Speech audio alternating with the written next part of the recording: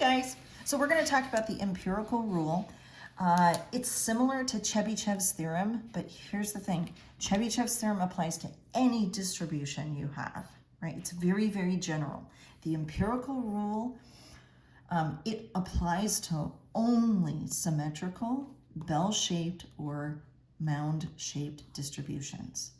And this is actually the one you're going to use throughout the whole rest of statistics. So this one's actually way more important than Chebyshev's rule because you're going to use this empirical rule a lot. We're going to talk in statistics about things that are, quote, normally distributed. When we say normally distributed, we mean bell-shaped or mound-shaped, and they're symmetrical. To give you a contrast, I'm going to show you an example of something I think that is not mound-shaped, just so you understand the difference between the two. So let's talk about the distribution of, let's say, people and the number of cavities. Now, I don't know the data, so I'm making this up, but let's say most people have, say, 2 or 3 cavities. I don't know if that's true or not, but let's say most people have 2 or 3. But there's some people that only have 1, and maybe there's some people that never have a cavity in their entire life. But maybe from here, there's a lot of people that have 4. There's even a lot of people that have 5. There's some people that have 6. There's some people that have 7. There's some people that have 8. And there's maybe even more, you know, that have 9, 10, or 11 or something. There's a couple things we can look at this. Most people are here, but notice it's not symmetrical. There's not, our mean is quite small, but we've got part of our data that's very large, and on the left we only have a couple. So first of all, it's not symmetrical. So we can't use the empirical rule on this one. Wherever that standard deviation is on either side, it's not going to be, we're not going to have the mean being our middle ground. So it's not going to work for that distribution.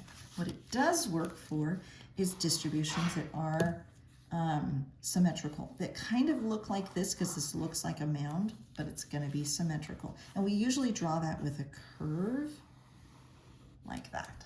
And what we really mean is that the data has a center that's usually the x bar if it's a sample, or we can talk about this mu. This is called mu. This is the mean of the actual population.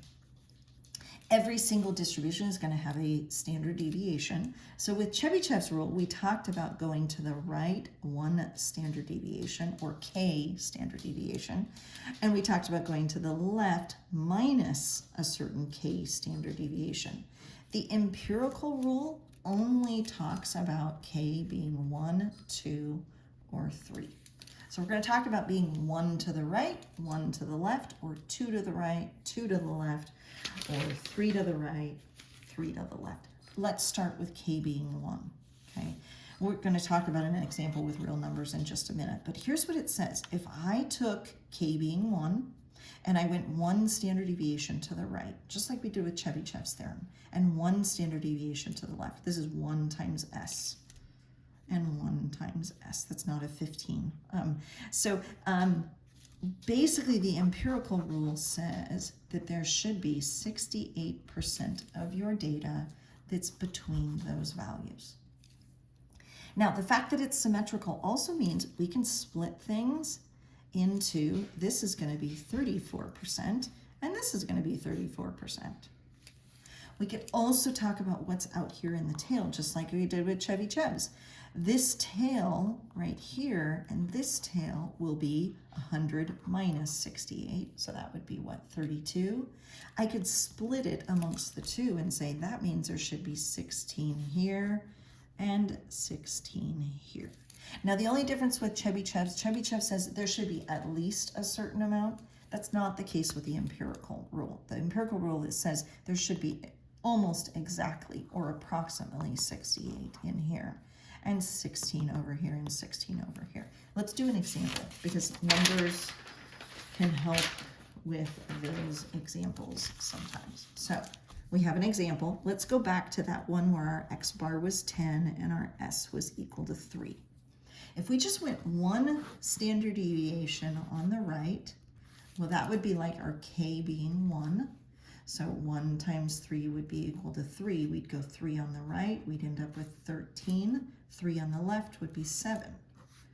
We can say there should be 68% of data between 7 and 13. And there's not an at least or at most. There isn't the complication of trying to figure out minimum or maximum.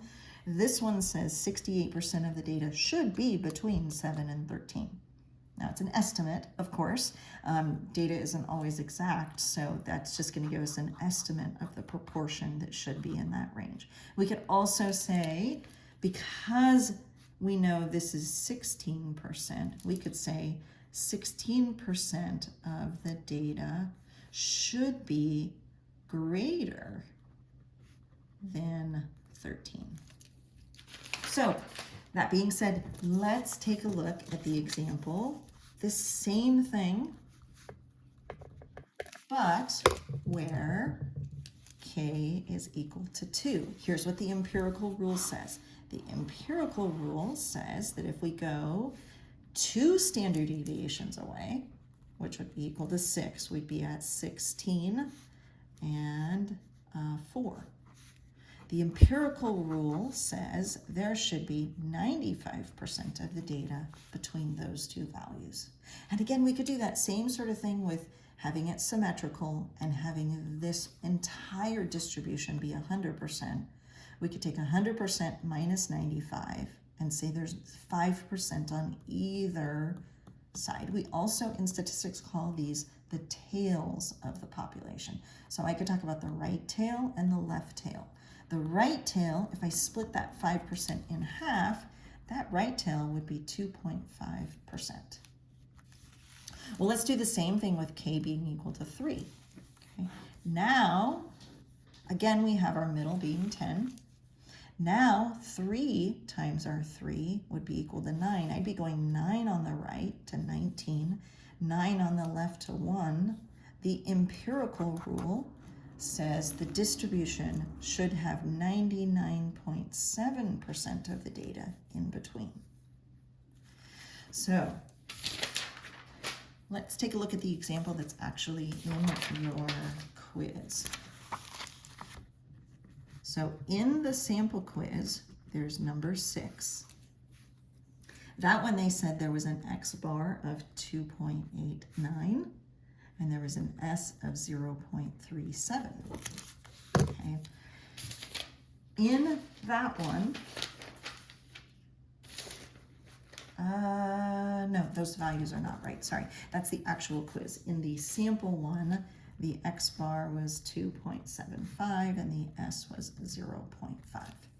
And what they said was this was about grade point average, and they want the highest GPA group to be 16% of everyone, and they want to put all of those on the honor roll. So let's draw a picture of that. Again, we have a bell-shaped curve because they did say it was a mound-shaped and it was symmetrical. Those are the two key words that are going to tell you it's the empirical rule. We're going to have a middle of 2.75. Okay. What this picture looks like is that they're trying to find a value here so that all of the people that got a GPA higher than that would end up at 16%. Well, that looks familiar. The empirical rule says that this middle part, if it's 68%, that was the case where we went 1 standard deviation to the right and 1 on the left. Well, we know what the standard deviation is. We could just go 1 standard deviation on the right. Well, let's do that. We have X bar plus 1 standard deviation. That would be 2.75 plus the 0.5. When we add those together, we get 3.25. That means on this graph, if we go back to this graph, 3.25, that's the value that the empirical rule says the tail, the right-hand tail, which is everything greater, should be exactly 16%. That means that if I made the honor roll be 3.25, based on our distribution, 16% of the students would end up being on the honor roll. So the empirical rule is often also called the 16, 95, 99.7% rule, because those are the numbers within 1 standard deviation, within 2 standard deviations, and within 3 standard deviations away from the mean. So overall, here's what the picture is. Here's your mean.